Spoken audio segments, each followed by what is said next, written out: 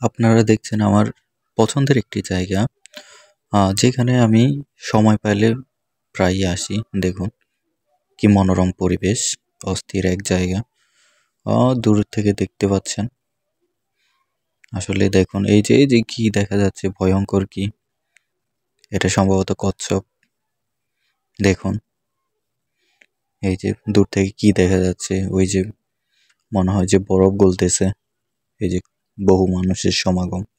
এই যে কি দেখা গেল, একজনের মাথা কাটা, সে হাত দিয়ে ধরে রাখতেছে। কি ভয়ঙ্কর না?